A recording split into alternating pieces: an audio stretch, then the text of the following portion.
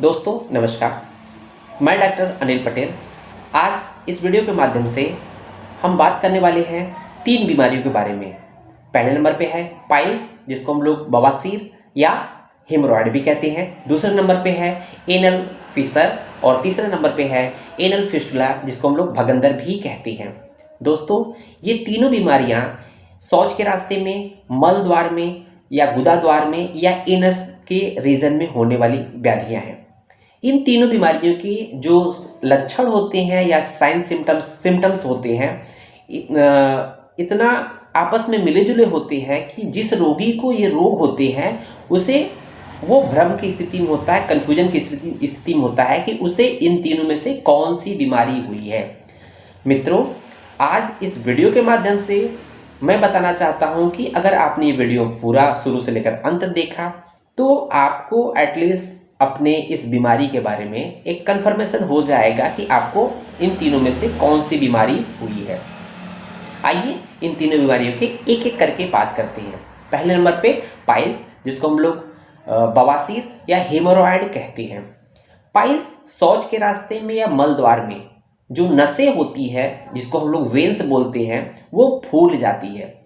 नसों के फूल जाने से को हम लोग ये मस्से के रूप में प्रतीत होने लगती है रोगी को। शुरू में ये जो मस्से होती हैं बिल्कुल शौच के रास्ते में अंदर की तरफ होती हैं, लेकिन जैसे जैसे ये बीमारी पुरानी हो जाती है, लंबा समय बीतता है, ये मस्से बाहर की तरफ आने लगते हैं, जिससे रोगी को प्रतीत होने लगता है, आभास होने लगता है कि उसके रास्ते, मल के रास्ते में कुछ न कुछ गांठ नुमा या मस्से के रूप में प्रतीत होता है। दूसरे नंबर पे हम लोग का है एनल फिशर। फिशर का मतलब होता है फट जाना। ठीक है, क्या फट जाना?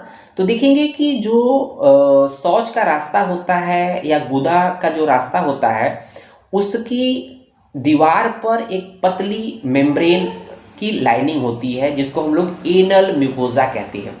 म्यूकोजा बोलते हैं, जिस तरह से मुंह में मुकोजा होती है, माउथ में मुकोजा होती है। सुबह उठने के पश्चात आप इस पे एक अंगुली लगा के मुंह में इस तरह से कर लेंगे तो व्हाइट मेम्ब्रेन आ जाती है। उसी तरह से वही म्यूकोजा, या ये कह सकते हैं उसी म्यूकोजा को जो ओरल म्यूकोजा होती है मुंह में, उसी तरह से एनल रीजन में एनल म्यूकोजा होती है। ठीक है, तो ये म्यूकोजा इतनी मृदु होती है, सॉफ्ट होती है कि वो फट जाती है, टीयर कर जाती है, जिसकी वजह से पेशेंट को, रोगी को अत्यधिक वेदना, दर्द होती है। तो ये हो गया आपका एनल फिशर। तीसरे नंबर पे हम लोग बात करेंगे कि एनल फिस्टुला या भगंदर। एनल फिस्टुला में होता क्या है कि जो गुदा द्वार होता है, उस द्वार के अतिरिक्त एक अतिरिक्त असामान्य एबनॉर्मल द्वार या ओपनिंग, एक रास्ता बन जाता है। और इस ओपनिंग का या इस रास्ते की जो असामान्य रास्ता बनता है दूसरा नंबर का, इस रास्ते का एक ओपनिंग या मुंह जो होता है वो गुदा द्वार में होता है, और एक रास्ता जो होते हैं बटक रीजन में बाहर की तरफ स्किन या त्वचा पर होता है। ठीक है, तो ये तो मुख्य रूप से तीनों बीमारियों का आपस में पहचान था कि तीनों में क्या होता है। आइए तीनों का एक एक करके बेसिक जो मुख्य रूप से कारण और उनके लक्षण के बारे में जान लेते हैं। तो सबसे पहले हम लोगों ने पाइल्स, जिसको हम लोगों ने बवासीर या हेमोरॉयड भी बोला था। पाइल्स में होता क्या है कि पाइल्स का सबसे मुख्य कारण आपका कॉन्स्टिपेशन या जिसको कब्ज बोलते हैं।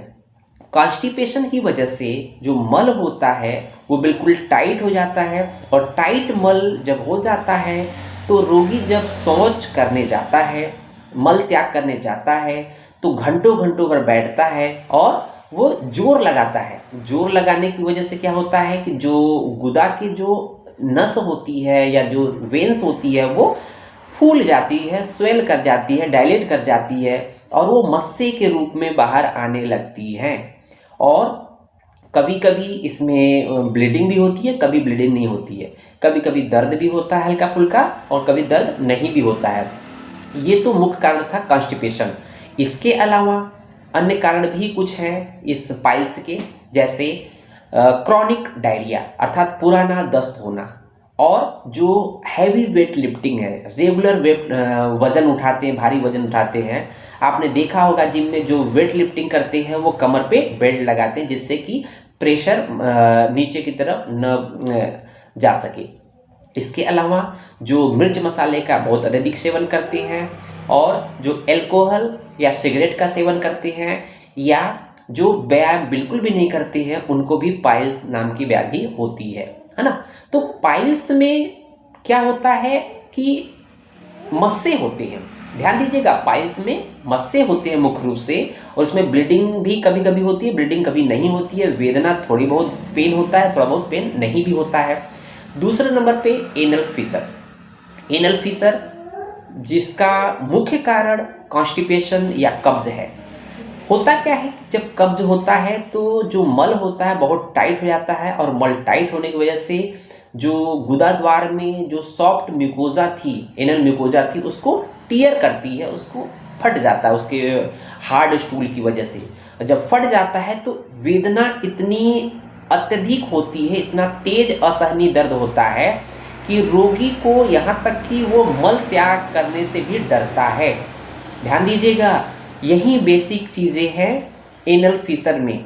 जब आपको ऐसी स्थिति आए कि आपको गुदा रीजन में अत्यधिक वेदना हो रही है, असहनीय दर्द हो रहा हो, और दर्द ऐसा होता है कि मिर्ची जैसे लग जाए, मिर्ची की तरह लगने जैसा दर्द हो, उसको हम लोग एनल फिशर जानेंगे। उम्मीद है आपको ये बातें समझ में आ रही होगी।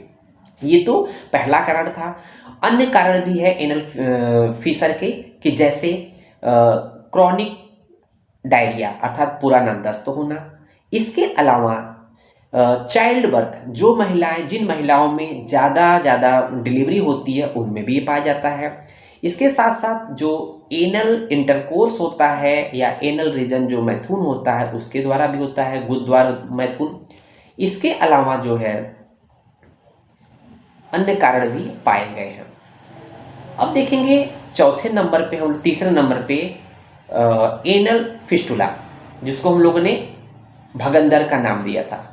भगंदर में हम लोगों ने देखा था कि एक अन्य एक्स्ट्रा ओपनिंग हो जाती है या द्वार बन जाता है, जिसका एक सिरा तो गुदा द्वार में खुलता है और दूसरा सिरा आपका कहाँ खुलता था, बाहर की तरफ त्वचा पे खुल रहा है। इसका जो मुख्य कारण है, इसके मुख्य कारण में बहुत से हैं, जैसे क्रॉन्स डिजीज, रेक्टल कैंसर अर्थात मलाशय का कैंसर और क्रॉन्स डिजीज। इसके अलावा जो है इंटेस्टाइन का इन्फेक्शन और अन्य कारण भी पाए गए हैं। उम्मीद है ये वीडियो आपको पसंद आया होगा, समझ में आया होगा।